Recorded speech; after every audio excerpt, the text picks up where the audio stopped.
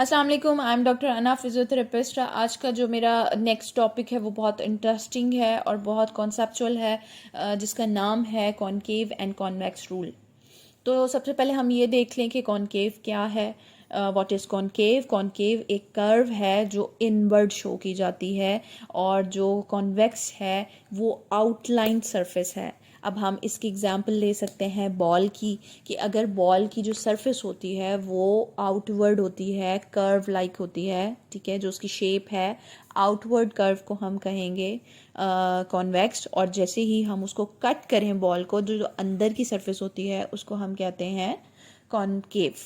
तो इसी तरीके से अगर हम स्पून की एग्जांपल लेते हैं, जो स्पून होती है वो इनवर्ड जो कर्व उसका होगा वो क्या कहलाएगा? कॉनकेव कहलाएगा, और आउटवर्ड जो कर्व होगा वो कॉन्वेक्स कहलाएगा।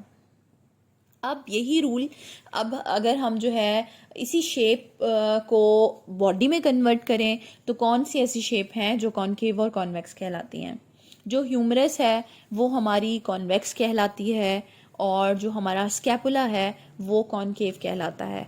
उसके साथ साथ अगर जो है अल्ना है, अल्ना हमारी कॉनकेव कहलाती है, और जो ह्यूमरस की सरफेस है जो उससे आर्टिकुलेशन कर रही है वो क्या कहलाती है? कॉन्वेक्स कहलाती है।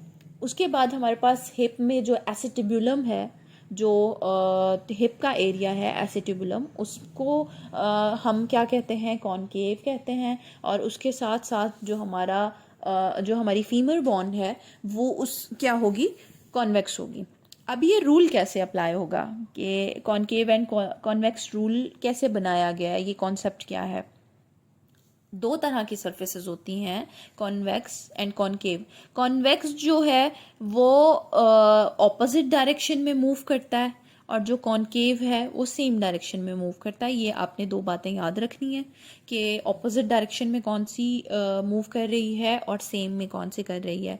तो जो कॉनकेव, अब हमने इसका प्रैक्टिकल देखना है कि कॉन्सेप्ट देखना है कि क्यों कहा गया है कि ये सेम में मूव कर रही है और जो कॉन्वेक्स है वो ऑपोजिट डायरेक्शन में मूव कर रही है।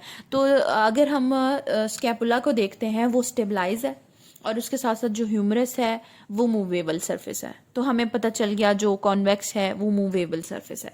तो मूवेबल सरफेस को जब हम मूव करते हैं, जैसे जैसे मूव करते जाते हैं, तो हमें फील होता है कि जैसे जैसे हमने ह्यूमरस को मूव किया हमारा स्कैपुला डाउन होना शुरू हो गया। तो आप खुद करेंगे तो पता चलेगा कि जो जैसे जैसे मूवमेंट हो रही है ह्यूमरस पे, तो स्कैपुला डाउनवर्ड मूव कर रहा है। इसका मतलब ये है कि जो कॉन्वेक्स हमारा यहाँ पे रूल अप्लाई हो रहा है, वो क्यों रूल अप्लाई हो रहा है? क्योंकि वो ऑपोजिट डायरेक्शन में मूवमेंट हो रही है। ऑपोजिट डायरेक्शन मैं पहले बता चुकी हूँ कि कॉन्वेक्स हमारा ऑपोजिट डायरेक्शन में मूव करता है और कॉनकेव हमारा सेम डायरेक्शन में मूव करता है। तो यहाँ पे आपको समझ आ गई होगी कि जैसे जैसे जो है अब मूवेबल सरफेस जो है हमारी ह्यूमरस है, ह्यूमरस जैसे जैसे मूव करेगी स्कैपुला डाउन होता जाएगा और ह्यूमरस ऊपर की तरफ मूव करती है। तो इसकी वजह से हम यहाँ पे कहेंगे कि ये कॉन्वेक्स रूल अप्लाई होगा स्कैपुला और ह्यूमरस की आर्टिकुलेशन पे, यानी कि शोल्डर जॉइंट पे। और इसी तरीके से अगर हम एल्बो जॉइंट पे मूवमेंट का चेक करते हैं तो वहाँ पे जो हमारी रूल अप्लाई होगा वो कॉनकेव रूल अप्लाई होगा। कैसे? जो डायरेक्शन मूव कर रही है वो है कॉनकेव। जो हमारा एल्बो में हमारी जो दो होंगी, अल्ना हो गई और जो ह्यूमरस हो गई। जो अल्ना है वो कॉनकेव है। कॉनकेव जैसे जैसे मूव करती जाती है वैसे वैसे जो है ना उसी डायरेक्शन में आपको फील होगा कि उसी डायरेक्शन में मूव करनी है अल्ना जिस डायरेक्शन में हमारा ह्यूमरस है।